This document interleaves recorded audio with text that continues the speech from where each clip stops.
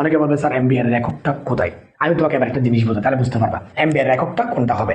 এই দেখো, এমবিআর সমান এনএস বাই 2 পাই। আমি তোমাকে এমবিআর এককটা একদম সহজে মনে রাখার জন্য বলবো। প্রথমে দেখো, পরীক্ষায় মনে করো প্লাঙ্কের ধ্রুবকের মানটা দেওয়া আছে।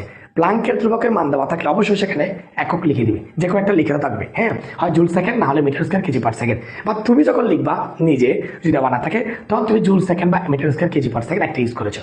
এখানে একটা খেয়াল করে নেবে, এই অ্যাম্বিয়ারের একক কোনটা এটাই ছেলেমেয়েরা বুঝতে পারে না। এটা কিভাবে আসবে দেখো। আচ্ছা, এন মানে কি? ঘূর্ণন কক্ষপথ, মানে কত নম্বর কক্ষপথ ঘুরতেছে, এই দ্বিতীয়, তৃতীয়, চতুর্থ, এভাবে। এগুলো কোনো কি একক আছে? মানে এত নাম্বার, মানে এন সমান 2, এন সমান 3 এভাবে হয়, তার মানে তার কোনো একক নাই। তাহলে আমি এখানে এটার কোনো একক পাচ্ছি না আপাতত।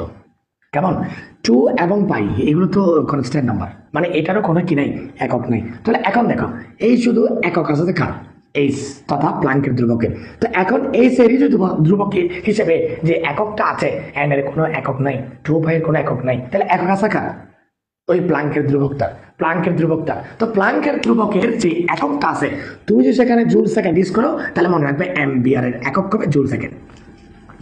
Joule second. আর যদি আমি সেখানে metre square KG per second ব্যবহার করি, তাহলে সেক্ষেত্রে হবে metre square KG per second.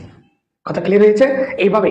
আরে আমরা শুধু মানটা বসা দিয়ে আসলে হবে না, সেখানে এককটাও ভালোভাবে দেখতে হবে। তাহলে এককটা কি তুমি শর্টকাটে মনে রাখো, প্লাঙ্কের ধ্রুবকের যেই একক, তাহলে এমবিআর মানে তথা আমরা যেটা বলছি কৌণিক ভরবেগ, এই কৌণিক ভরবেগের একক হবে সেটা।